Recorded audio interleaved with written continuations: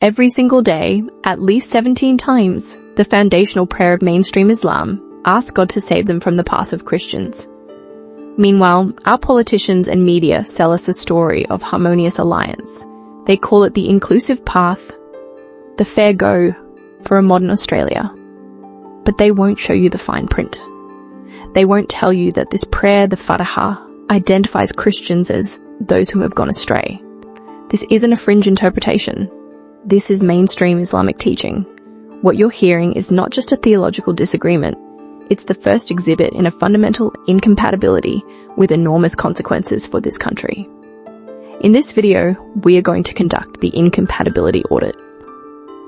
By the end, you will see the full picture they are desperate to hide. The first item in this audit is not a minor disagreement. It's a direct assault on the non-negotiable core of Christianity, the identity of Jesus Christ. The Quran states in Surah 5 verse 72 that those who say Allah is the Messiah son of Mary have disbelieved. The text is unambiguous about the consequence. Paradise is forbidden to them. Think about what that really means. The foundational text of Islam doesn't just disagree, it declares the central belief of Christianity to be an act of disbelief that locks you out of paradise. It gets more specific. On the Trinity, Surah 5 verse 73 says those who say Allah is the third of three have also disbelieved.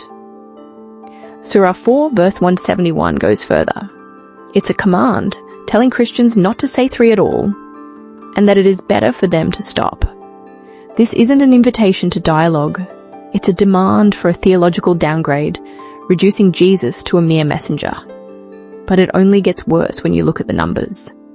The core event of Christian salvation is the crucifixion.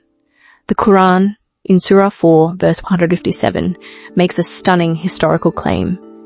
They did not kill him, nor did they crucify him, but it was made to appear so. And lest you think this is some fringe interpretation, let's be clear. Mainstream Islamic scholarship from classical to modern times confirms this is the standard orthodox view. The Reformed Theological Seminary Journal notes this is a categorical denial. They are not reinterpreting the crucifixion, they are erasing it. This goes beyond damaging the foundation of Christianity. It's dynamiting it. It removes the very basis for salvation. How could anyone call this respect? That is theological conquest. So the Quran makes a direct historical claim.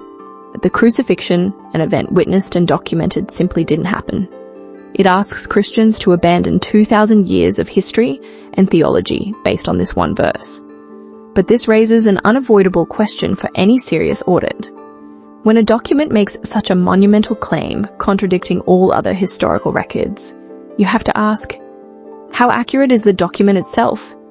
Because as we'll see next, when we apply this same level of scrutiny to the Quran's own historical and textual claims, we uncover a problem. A very big problem that changes the entire debate. That problem starts with the Quran attacking a version of Christianity that never actually existed. This is a key finding in our audit. In Surah 5, the Quran describes Allah asking Jesus if he ever told people to worship him and his mother as two gods.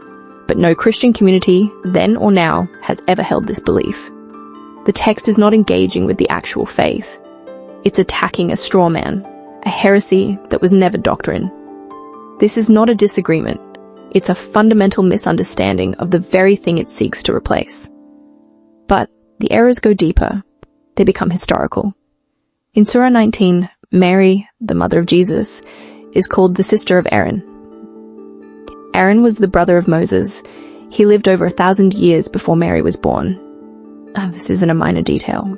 That's like writing a history of Australia and claiming Captain Cook was advised by Queen Elizabeth II.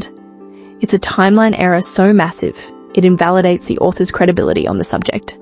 This leads to an unresolvable logical trap, the core of the Islamic dilemma. The Quran tells Christians to trust their scriptures, but at the same time, it contradicts those very scriptures on every core point.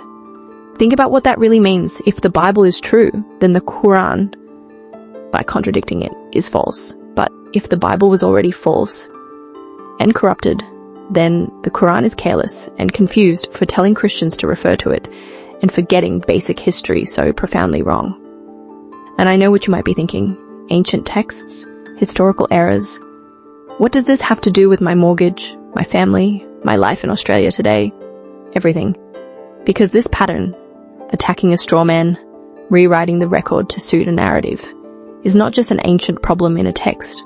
It is the exact same method being used today to undermine our own social contracts. And understanding how this flawed foundation translates into real-world consequences is what truly matters. That is what we will audit next. So let's bring this audit home. You've heard the official story endlessly repeated by politicians and in the media. It's a comforting bedtime story about multicultural harmony and successful integration. But you have a right to audit that story against the facts. That's the story. Here is the reality. A national survey of Muslim Australians was conducted in 2020 by Rane and his colleagues, published in the Religions Journal. It wasn't a small sample. It was over 1,000 citizens and permanent residents. When asked if classical Sharia laws on marriage, divorce, and inheritance should be recognised in Australian law, 51.7% agreed or strongly agreed. Think about what that really means. This is not about food or festivals. This is a quiet, mainstream demand for a parallel legal system, a system rooted in the very doctrines of subjugation we've just examined. It's proof that for more than half of a significant community, the final authority isn't Parliament House in Canberra, but the Quran. The imperative for theological and social subjugation doesn't just disappear on the flight to Sydney. This single data point demolishes the fair go harmony story we are being sold. It validates that feeling in your gut that you're being gaslit. The incompatibility isn't an ancient theological problem. It is a lived social reality. Right here, right now, in your country. But they won't tell you that. And they certainly won't tell you about the price tag attached to this fundamental incompatibility, because every social conflict has a financial cost that someone has to pay. The only question is, who? If you want to understand the real cost, you follow the money. We're about to do just that, so we follow the money. And this is what we find. The social cost of this incompatibility is a parallel society, but the economic cost lands directly in your wallet.